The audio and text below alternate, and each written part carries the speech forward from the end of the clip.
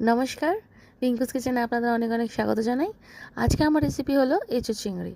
এটি বানাতে প্রথমে এঁচোড়গুলো নুন হলুদ দিয়ে সিদ্ধ করে জল ঝরিয়ে রেখে দিতে হবে। এরপর কড়াইতে সরষের তেল গরম করে নুন হলুদ দিয়ে এঁচোড়গুলো হালকা ভাজা ভাজা করে নিতে হবে। এঁচোড়গুলো হালকা ভাজা হয়ে গেলে একটি আলাদা পাত্রে নামিয়ে রেখে দিতে হবে। এরপর আবার কড়াইতে সরষের তেল গরম করে নুন মাখানো চিংড়ি মাছগুলো হলুদ দিয়ে বেশ ভালো করে ভেজে নিতে হবে।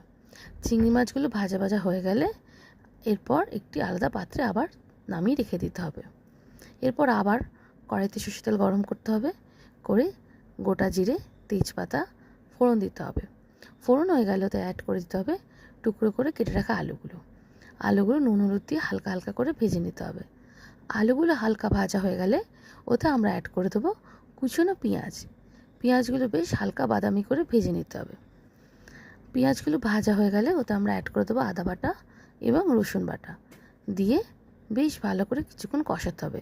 যখন আদা রসুনের গন্ধ কেটে যাবে তখন ওতে আমরা অ্যাড করে দেবো টুকরো করে কেটে রাখা টমেটোগুলো দিয়ে বেশ কিছুক্ষণ নাড়িয়ে চাড়িয়ে ওতে আমরা অ্যাড করে দেবো কিছু মশলা, যেমন হলুদ গুঁড়ো, জিরে গুঁড়ো, ধনে গুঁড়ো, আর দেবো নুন, মিষ্টি দিয়ে বেশ কিছুক্ষণ নাড়িয়ে চাড়িয়ে কষিয়ে নিয়ে ওতে আমরা অ্যাড করে দেবো সামান্য জল দিয়ে গ্যাসের ফ্লেম একদম কমিয়ে চাপা দিয়ে কিছুক্ষণ রেখে দেবো, তাই টমেটোগুলো নরম হয়ে গলে যায়, আলুটাও হালকা সিদ্ধ হয়ে যায়।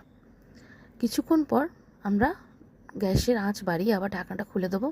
খুলে দেখতেই পারবেন কি সুন্দর টমেটোগুলো নরম হয়ে গলে গেছে, আলুগুলো হালকা সিদ্ধ হয়ে গেছে। আবার বেশ কিছুক্ষণ নাড়িয়ে চাড়িয়ে নিয়ে ওতে আমরা অ্যাড করে দেবো ভেজে রাখা এঁচোড়গুলো দিয়ে বেশ অনেকক্ষণ ধরে কষাতে হবে, ভালো করে কষিয়ে নিতে হবে। যখন এঁচোড়গুলো ভালো মতন কষানো হয়ে যাবে ওতে আমরা অ্যাড করে দেবো জল দিয়ে কিছুক্ষণ নাড়িয়ে চাড়িয়ে ওতে আমরা অ্যাড করে দেবো ভেজে রাখা চিংড়ি মাছগুলো দিয়ে কিছুক্ষণ নাড়া চাড়িয়ে ওতে আমরা অ্যাড করে দেবো থেতো করা গোটা গরম মশলা দিয়ে একটু নাড়িয়ে চাড়িয়ে আবার চাপা দিয়ে কিছুক্ষণ ফুটতে দেবো। কিছুক্ষণ পর আবার চাপা খুলে ওতে আমরা অ্যাড করে দেবো চেরা কাঁচা লঙ্কা। তখন দেখতে পাবেন ঝোলটা শুকিয়ে কি সুন্দর এঁচোড় তরকারিটা গামাখা হয়ে গেছে। চেরা কাঁচা লঙ্কা দিয়ে আবার কিছুক্ষণ চাপা দিয়ে রেখে দেবো।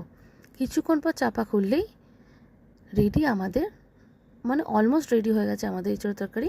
এরপর একটু নাড়িয়ে চাড়িয়ে নিয়ে আমরা অ্যাড করে দেবো 1 চামচ ঘি দিয়ে নাড়িয়ে চাড়িয়ে নামালেই রেডি আমাদের আজকে এঁচোড় চিংড়ি। এটি ভাত, রুটি, লুচি, পরোটা সব কিছু দিয়ে খেতে খুব ভালো লাগে। আমার রান্না যদি আপনাদের ভালো লেগে থাকে please like, comment, follow, share and subscribe.